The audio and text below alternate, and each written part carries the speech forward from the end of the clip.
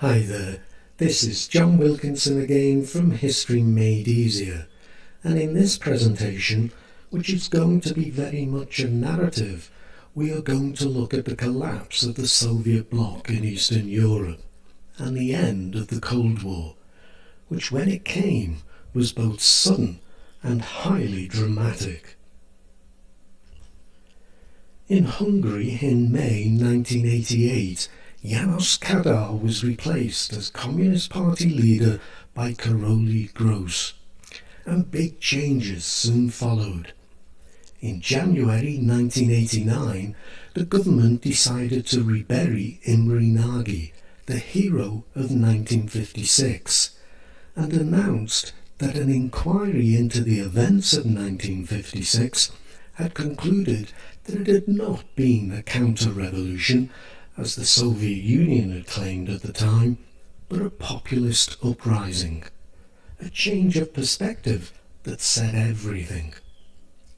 It was also agreed in early 1989 that other political parties would be allowed. Whereas in 1956 Soviet tanks intervened, in 1989 Gorbachev withdrew Soviet forces, tanks included. And then in May 1989, ordinary Hungarians began to remove the border fence between Hungary and non-communist Austria. In June, free elections were held in Poland, and Solidarity became the first non-communist government in the Soviet bloc, with Lech Walesa its president. In August, the capitals of the Baltic states, Tallinn in Estonia, Riga in Latvia, and Vilnius in Lithuania, were linked by a human chain of some 2 million people as part of an international day of protest against human rights violations in the Soviet Union. It was, of course, also an assertion of their right to independence. In September, East Germans holidaying in Hungary and Czechoslovakia refused to go home, and instead some 20,000 escaped through Austria into West Germany. Gorbachev visited East Germany in October, and the people seized the opportunity to demonstrate against their government. There were huge demonstrations in Dresden, Leipzig, and in East Berlin. Gorbachev told the GDR president Erich Honecker to reform, but instead he ordered troops to fire on the demonstrators, which they refused to do. Gorbachev again made it clear that the Soviet Union would not send in troops to restore order. The government, seeing the writing on the wall, pun entirely intended, allowed access once more into West Berlin. Then, in a truly iconic moment, crowds climbed on the Berlin Wall and began to dismantle it. In November, there were huge demonstrations in Czechoslovakia. Alexander Dubček, the Czech leader at the time of the Prague Spring, addressed the crowds, as too did the Czech playwright Václav Havel. In response, the government opened its borders with the West and declared that non-communist parties would be allowed to form, and free elections were promised in 1990. The so-called Velvet Revolution was completed when Havel became Czech president. In December, a revolution in Romania overthrew the communist government, and its former leader, Nicolae Ceausescu, was executed, along with his wife. There were huge demonstrations against the communist government in Bulgaria too.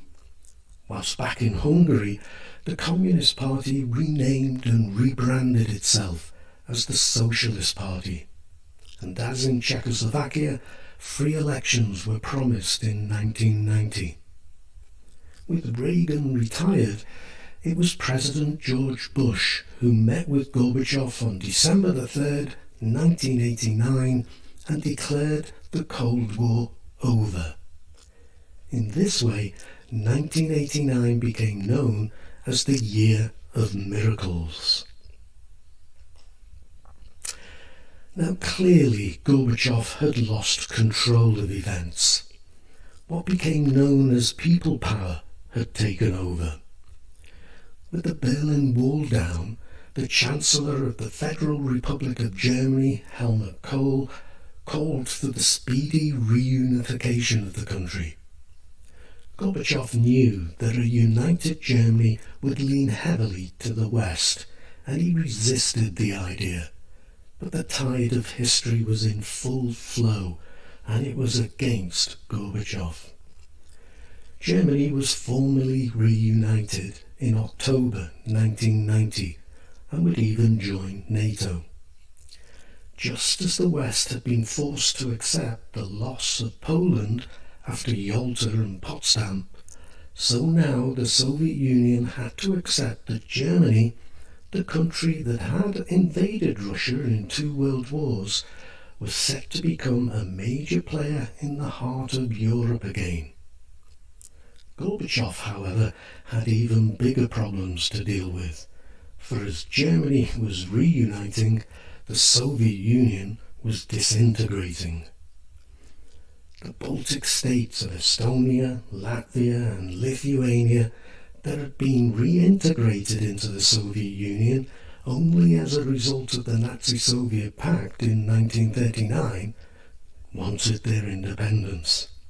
So too did Azerbaijan, Georgia and Ukraine.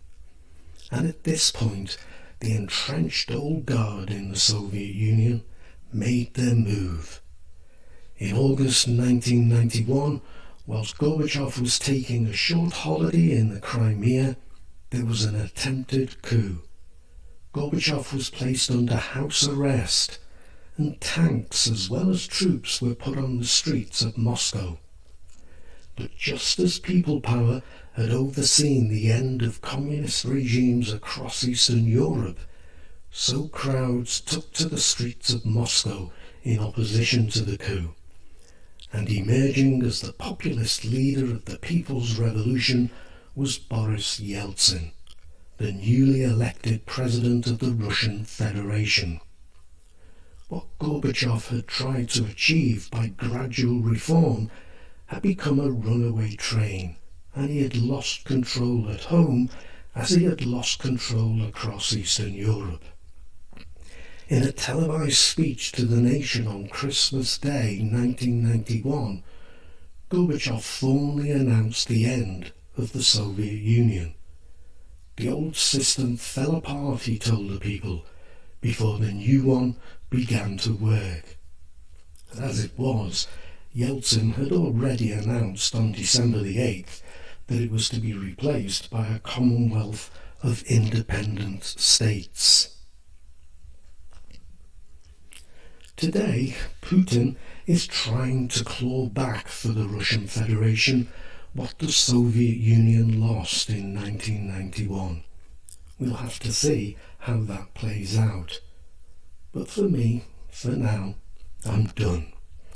Except that is to say, I have a series of episodes on my podcast Making Sense of This Crazy World on Ukraine, if you're interested. Though not if exams are looming. Leave it until later. And so, let me thank you, as I hope I always do, for listening, and wish you the very best of luck with your studies. Cheers.